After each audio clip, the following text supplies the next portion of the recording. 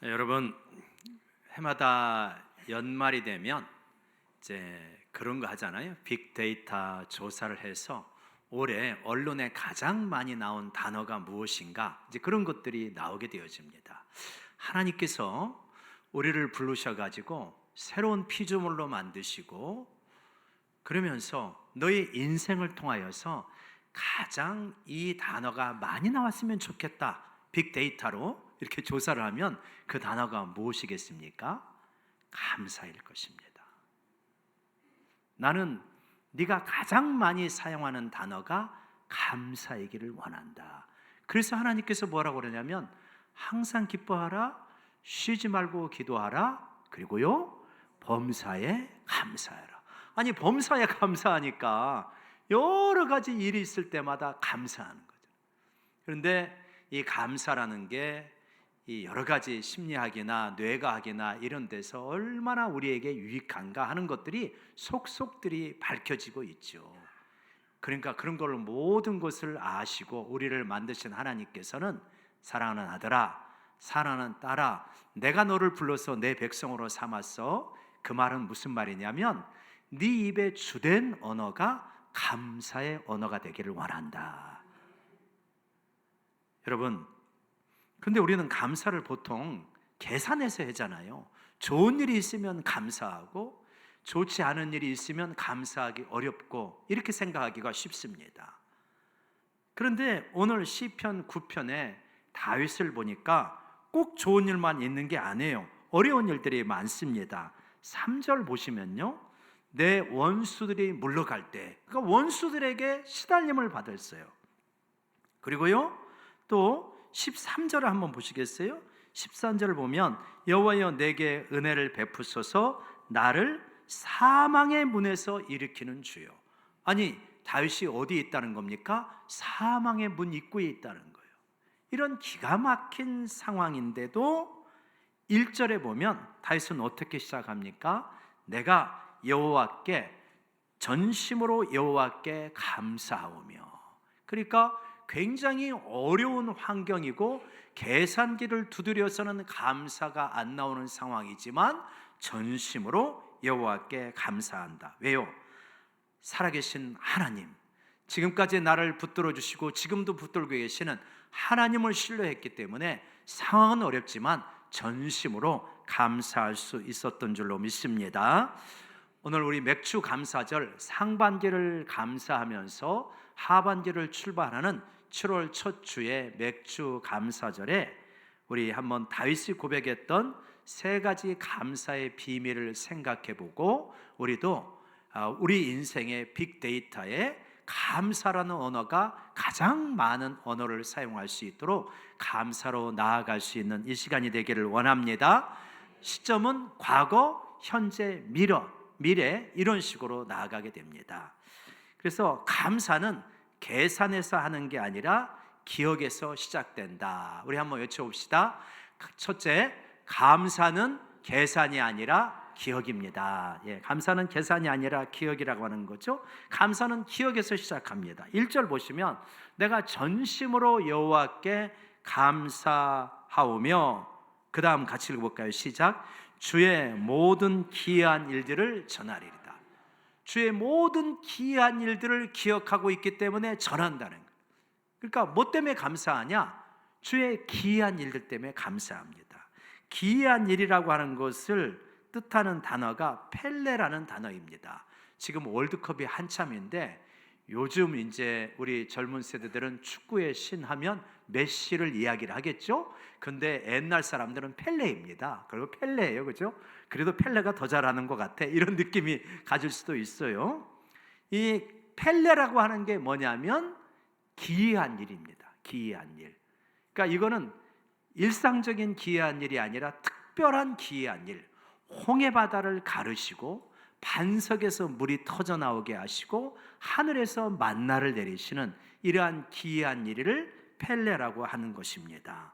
그러니까 다윗은 어떻게 감사했냐? 지금 어려운 일들이 있잖아요. 어려운 일들이 있지만 하나님께서 이스라엘에게 베풀어 주셨던 그 기이한 일들을 생각하게 될 때 감사하면서 나아갈 수 있는 것이다. 현재에 초점이 맞춰지는 게 아니라, 현재의 어려움에 초점이 맞춰지는 게 아니라 내 삶 속에 베푸셨던, 우리 민족 가운데 베푸셨던 그 놀라운 기이한 일들을 기억하게 될 때 하나님, 저는 감사하며 하나님께 나아갑니다. 이렇게 되어지는 것입니다. 여러분, 중요한 영적인 원리가 있는데 그건 뭐냐면, 감사는 많이 받은 사람이 하는 게 아니더라고요. 잘 기억하는 사람이 감사하는 것이다. 똑같이 살아왔어요. 똑같이 살아왔는데 어떤 사람은 그 과거를 바라다 보면서 불평이나 원망이 많습니다. 어떤 사람은 그 과거를 바라다 보면서 하나님 앞에 감사합니다 고백하는 거예요. 저희가 선교제에 가서 받는 은혜는 무엇이냐면 이것입니다. 똑같은 것을 주더라도 정말 감사로 받아들이라는 거예요. 그래서 우리 아이들 폄훼하는 거 아닙니다. 아이들이 워낙 풍족하게 살고 있기 때문에 그러기도 하겠지만, 우리 아이들에게 뭐 이렇게 기념품들을 주잖아요. 별로 그렇게 감격이 없습니다. 근데 필리핀 가가지고 뭐 하나 주잖아요. 얼마나 고마워하는지 모릅니다. 참, 그래서 많이 받아서 감사하는 게 아니라 이 겸손한 마음을 가지고 있어야 감사가 되는구나.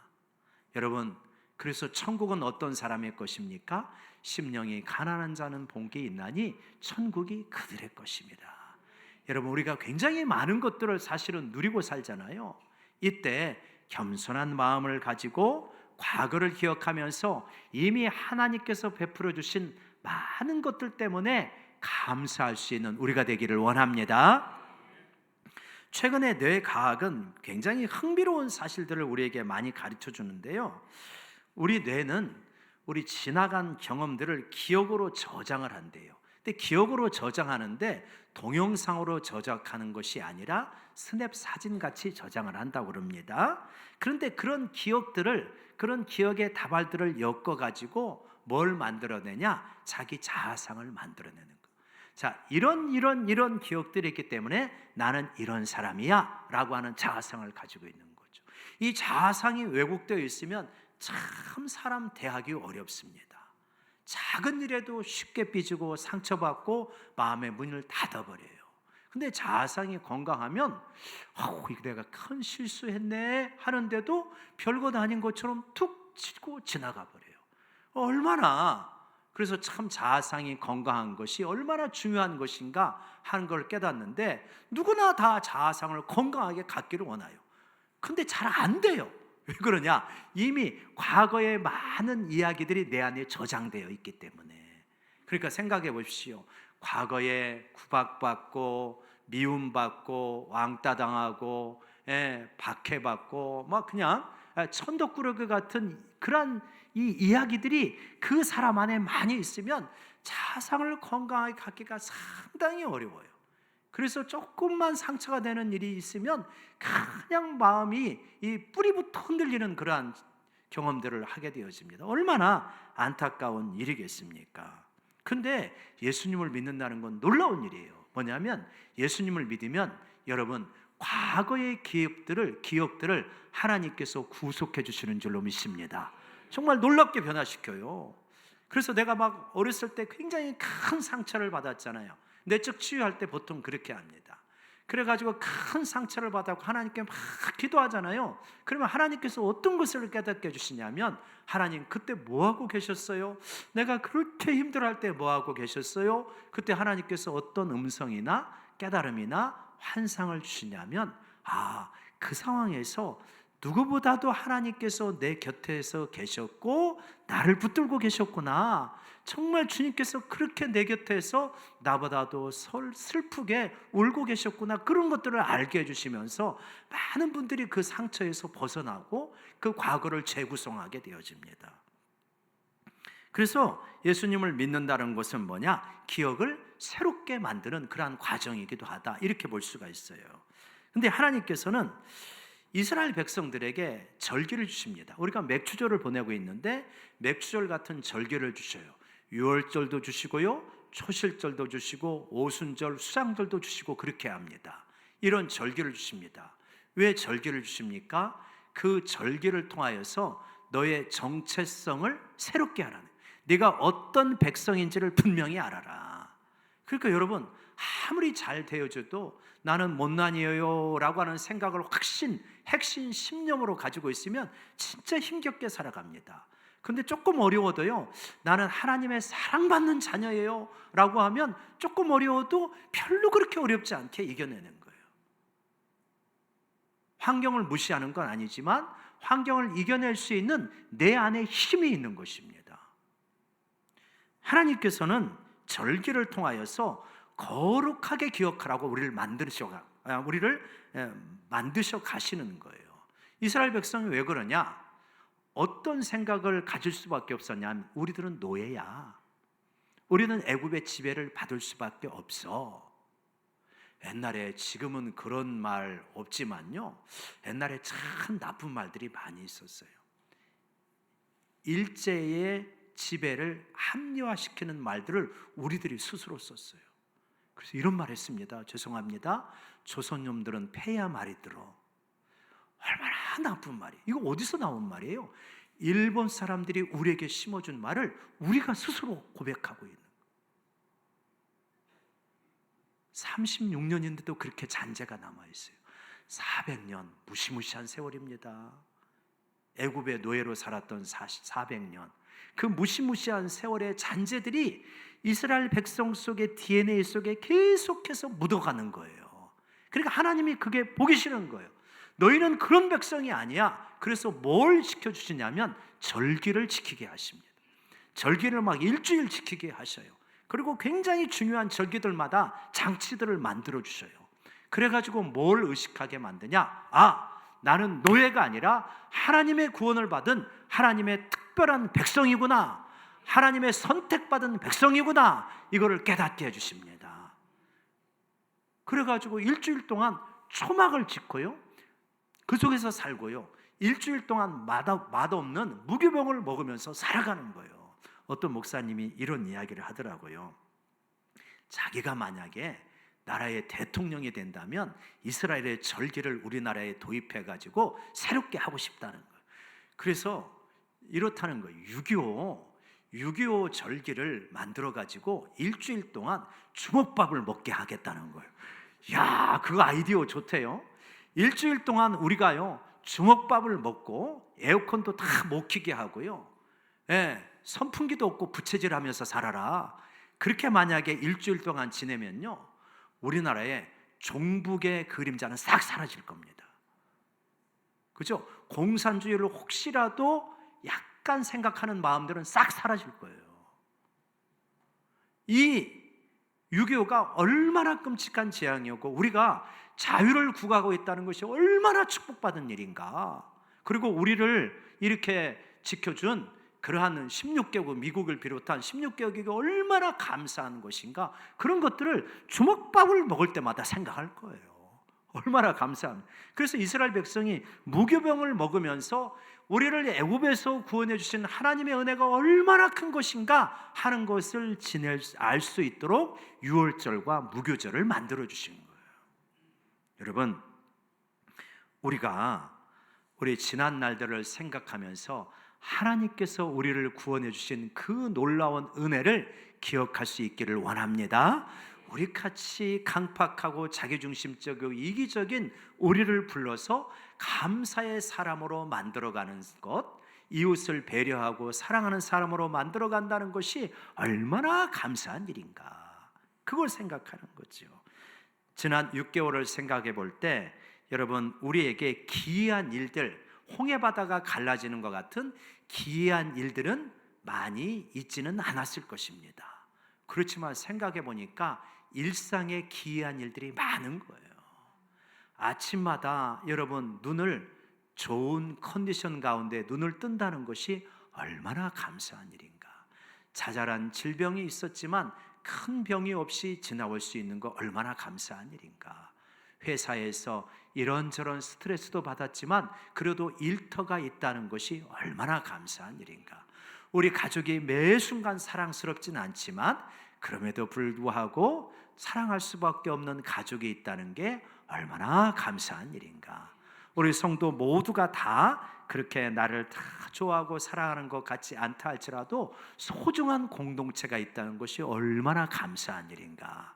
여러분, 이러한 것들을 생각할 때마다 이러한 것들을 귀한 일로 받아들이면서 하나님 앞에 기억하며 감사할 수 있는 지난 6개월의 시간이 되시기를 주의 이름으로 축원합니다. 그러니까 과거를 생각할 때 하나님께서 돌봐주시고 지켜주신 것을 생각하면서 감사하는 것입니다. 현재는 하나님께서 어려운 형편 가운데서도 공의롭게 통치하는 것을 생각하며 감사하는 거예요. 여러분, 우리 7절 한번 보실까요? 7절 보시면 여호와께서 영원히 앉으시며 심판을 위하여 보좌를 준비하셨도다.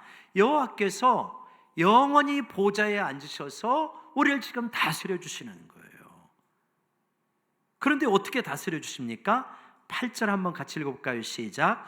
공의로 세계를 심판하시며 정직으로 만민에게 판결을 내리시리로다. 이 세상은 공의롭지 않습니다. 완벽하게 공의로울 수는 없어요. 어떤 나라를 가든 간에 정직한 100% 정직한 판결이 있는 나라는 지상에 없습니다. 오직 누구만이? 하나님만이. 오직 하나님만이 완벽한 공의로 다스리시고 완벽한 정직으로 다스리신다라고 하는 것을 말씀하고 있는 것입니다. 여러분, 우리가 살아가는 지금 현재의 모습, 그 보면 세상이 얼마나 요동치는지 모릅니다. 도대체 정세를 예측할 수가 없어요. 그죠? 주식도 예측할 수가 없고 국제 정세도 예측할 수가 없고 나의 앞날도 예측할 수가 없는 게 우리 인생입니다. AI가 나오면서 얼마나 빨리 변화되는지 정신을 차릴 수 없을 정도로 빠르게 변화되는 세상에 살아가고 있습니다.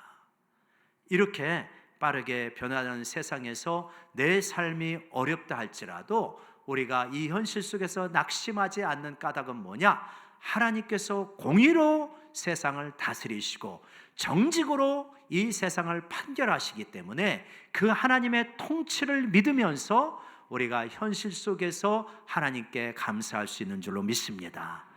비록 불의가 잠깐은 횡행한다 할지라도 결국은 하나님께서 공의롭게 이끌어 가신다. 그것을 믿기 때문에 우리는 살아갈 수 있는 것입니다.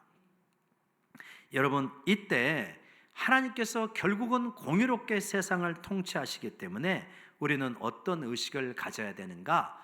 권리의식이 아니라 은혜의식을 가져야 되는 것 같습니다. 참 많은 사람들이 권리의식을 가지고 살아갑니다. 이번 주에 병원에 이제 가서 엘리베이터를 탔는데 거기서 젊은 엄마 아빠를 만났어요. 진짜 아이가 어떻게 저런 아이가 지금 이 시간에 병원에 와 있을까? 아마도 올 수밖에 없었던 상황인데 정말 작아요.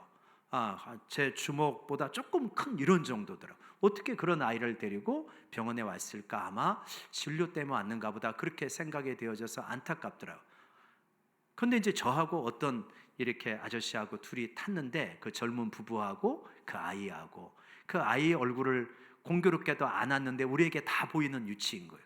그러니까 우리가 다 보면서 저절로 미소가 띄어지면서 이렇게 웃게 되어지고 그러는 거예요. 그 아이를 보는 것 자체가 우리가 그렇게 다 위로가 되더라고요. 그러면서 우리 마음에 아마 그분의 마음이나 제 마음이나 동일했을 것 같은데요. 이 아이가 건강하게 잘 자라고 예쁘게 잘 자랐으면 좋겠다. 그런 마음이 절로 드는 거예요. 그죠? 그러니까 하나님이 우리에게 그런 선한 마음을 주신 거죠. 그 부모님도 그 아이를 그렇게 키우겠죠. 이 아이를 키우는 과정에 그 부모님은 밤잠을 설쳐가면서 아이의 젖을 먹이고 또 울면은 기저귀를 갈아주고 급급해하면 씻기고 그렇게 할 것입니다. 그래서 그 아이가 그 어린아이가 이제 걸어 다닐 때가 되고 유치원 갈 때가 되고 그럴 때 계속해서 정성을 다해서 키우게 되겠죠. 사람 노릇을 할 때까지. 심지어는 결혼한 이후에도 또 그 아이의 아이를 엄마가 또 키워주시고 돌봐주시고 그런 경우도 있습니다. 그런데 말입니다. 한 가지 질문이 있는데 자, 부모가 이렇게 무조건적으로 돌봐주시는데, 사랑으로 이렇게 돌봐주시는데, 자, 이러한 돌봄이 그 아이의 권리입니까? 아니면 무조건적인 부모의 사랑 때문에 돌봄을 받는 겁니까? 그 정도는 권리죠! 이러실 분 계십니까? 권리 아니죠. 부모의 무조건적인 사랑 때문에 그렇게 돌봄을 받는 것입니다. 그런데 우리들도 그랬고 우리의 자녀들도 그러한 경우들이 많은데요, 이게 내 권리인 것처럼 착각하는 경우가 있습니다. 나는 당연히 그런 돌봄을 받아야 돼. 이 권리의식이 언제 하늘을 찌르냐면 사춘기 때 하늘을 찌릅니다. 나 이 정도 돌봄 가지고 안 돼? 더 나 잘 돌봐줘야 돼? 이러는 거예요. 이 돌봄을 받을 수 있다는 권리, 이게 얼마나 민망한 것입니까? 철이 든다는 것은 뭡니까? 철이 든다는 것은 부모님이 나를 그렇게 돌봐주셨던 것은 내 권리가 아니라 부모님의 무조건적인 사랑 때문에 이렇게 돌봄 주신 것이구나, 그거를 알게 되어지고 감사하게 되어지는 거잖아요. 그게 철드는 거죠. 하나님과 관계도 마찬가지인 것 같습니다. 하나님이 우리에게 생명을 주시고 우리를 교육해 주시고 우리를 돌봐주시고 우리의 여러 가지 것들을 지켜주시고, 또 우리 대한민국 사람들은 상당히 세계에서도 이러한 좋은 환경 속에서 많은 걸 누리며 살아갈 수 있도록 우리를 이 땅에 태어나게 해주시고 지켜주십니다. 그런데 우리가 배은망덕하게 생각할 때가 한두 번이 아니죠. 나는 내 기분대로 행동할 수 있고요, 내 성질대로 말할 수 있고요, 심지어는 죄 지을 권리마저 있는 것처럼 생각하고, 그리고 나서는 하나님, 죄 용서해 주는 것 당연한 거 아니에요? 죄 용서해 주셔야죠. 내가 사고치고 문제 일으키면 하나님 덮어주셔야죠. 내가 잘못해서 결정을 하고 일은 벌였지만 내가 기도하면 하나님 막아주셔야죠. 그게 자녀의 권리죠. 이렇게 생각하며 하나님 앞에 나아가는 순간들이 우리에게는 많더라. 그러면 곁에서 보는 사람이 민망하다 하는 거죠. 어떻습니까? 여러분, 우리가 신앙적으로 철든다고 하는 것은 뭘까요? 하나님, 저는 구원받을 자격이 없는데 저를 구원해 주시네요. 하나님은 저는 사랑받을 자격이 없는데 독생자 되어주면서까지 그렇게 사랑해 주시네요.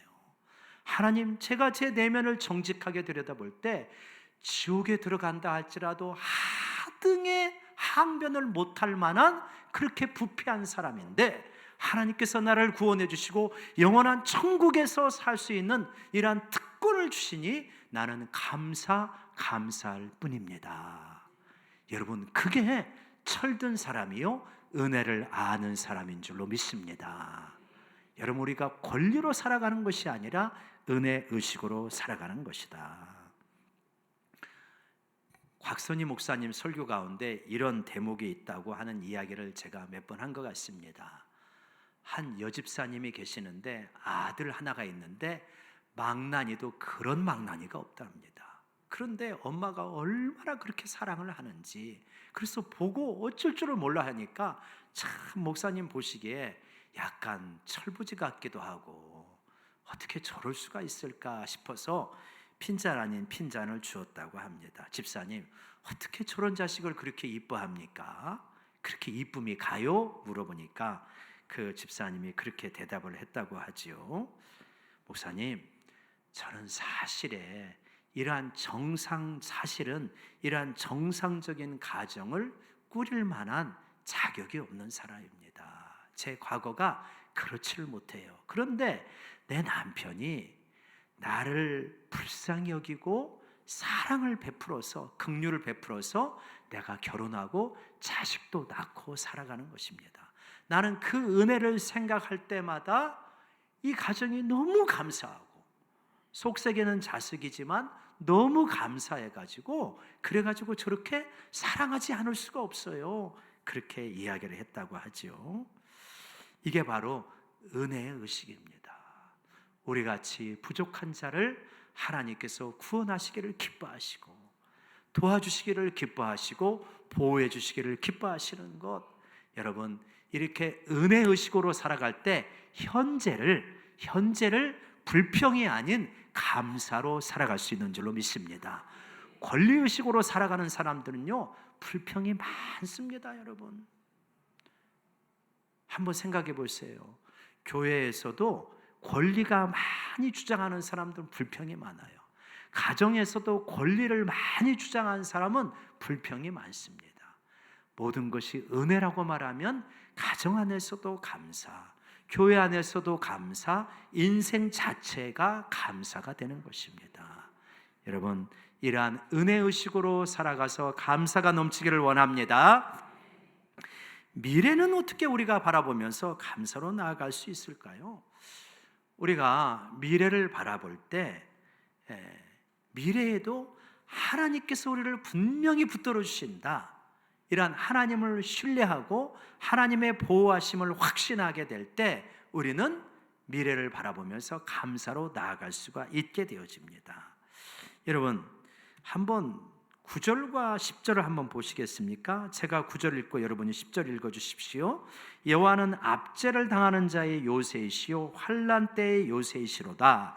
여호와여, 주의 이름을 아는 자는 주를 의지하오리니 이는 주를 찾는 자들을 버리지 아니하심이니이다.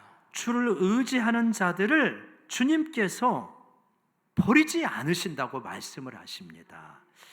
이게 어떻게 미래를 바라보면서 염려와 근심으로 나아가지 아니하고 감사와 확신 가운데 미래를 향해서 나아갈 수 있는가? 그거는 우리의 경험 때문입니다.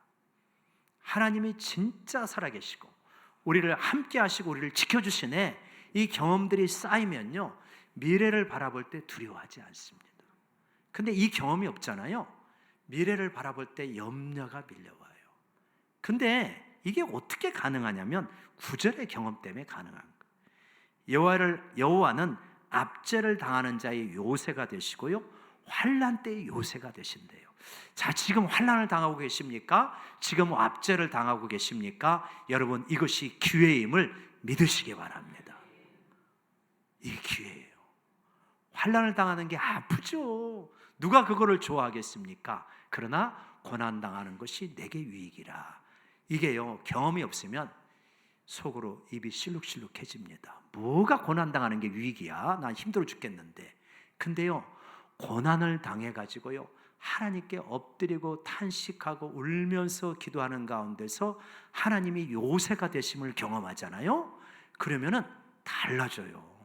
이 말이 내 말이 됩니다. 공감이 되는 말씀이 되는 거예요. 이런 경험들이 있으신지 모르겠습니다.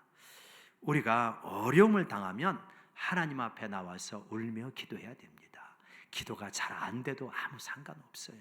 기도가 어떻게 술술 잘 됩니까? 잘 안 되지요. 탄식하기도 했다, 찬송을 부르기도 했다, 성경을 읽어가는데 성경이 잘 안 읽히기도 했다 그럽니다.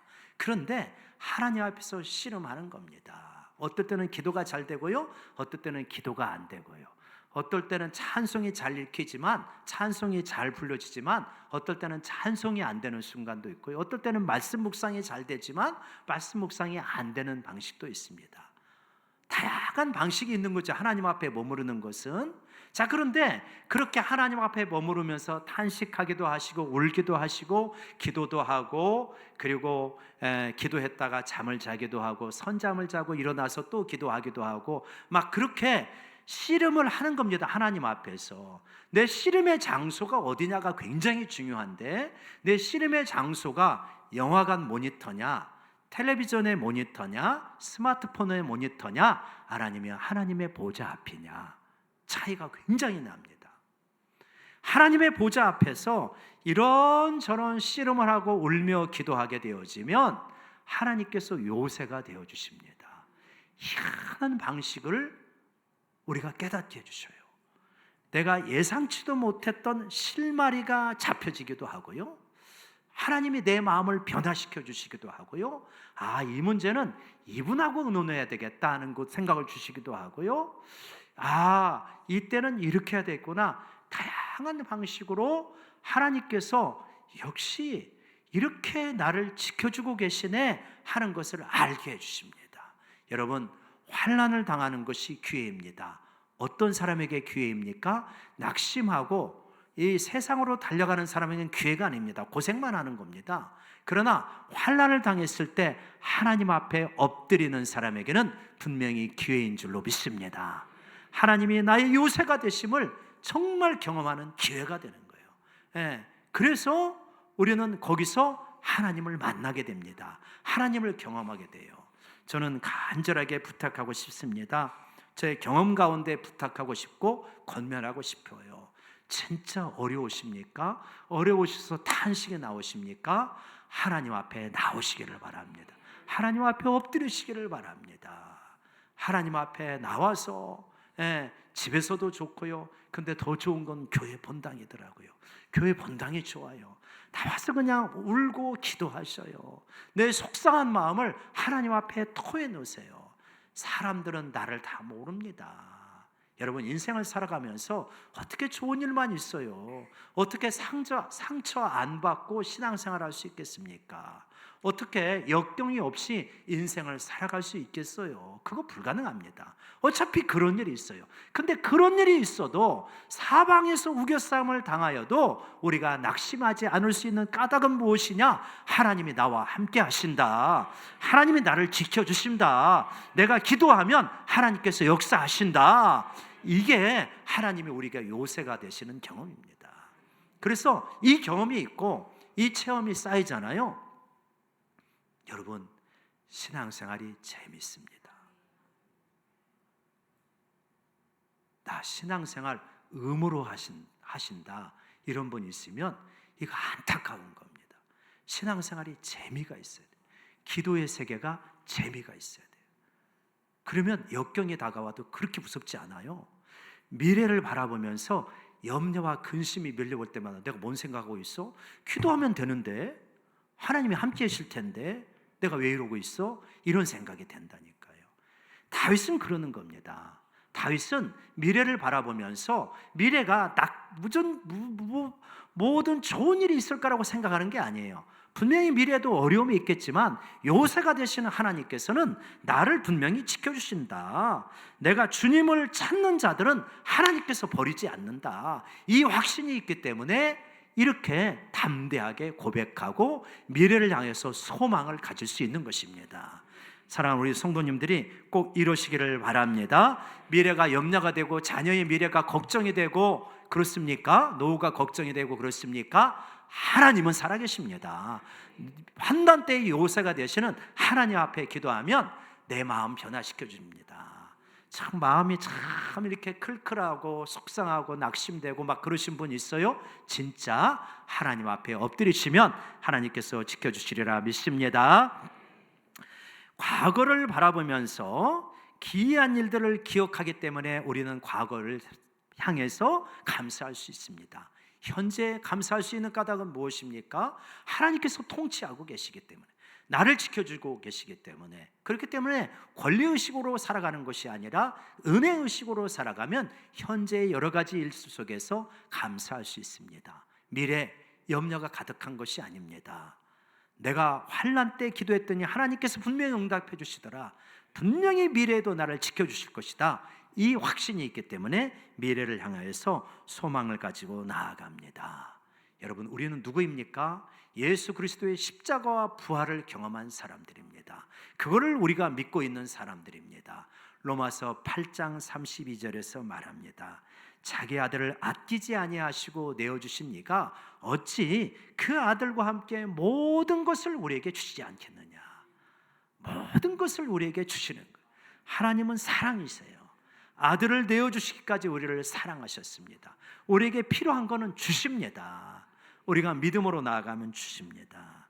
여러분, 십자가를 통하여서 부활을 통하여서 나를 구원하시고 나에게 꼭 필요한 것은 하나님께서 반드시 주시고 나를 지켜주신다는 그 믿음으로 감사하며 나아갈 수 있고 내 언어에 주된 가장 많이 사용하는 단어와 내 의식과 감정에 가장 많이 떠오르는 것이 감사가 되시기를 주의 이름으로 축원합니다.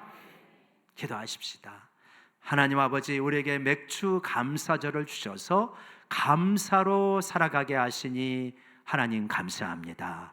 우리의 주된 언어가 감사가 되게 하시고 억지로가 아니라 정말 진실한 마음으로 감사가 떠오르게 하여 주옵소서. 예수님의 이름으로 기도드리옵나이다. 아멘.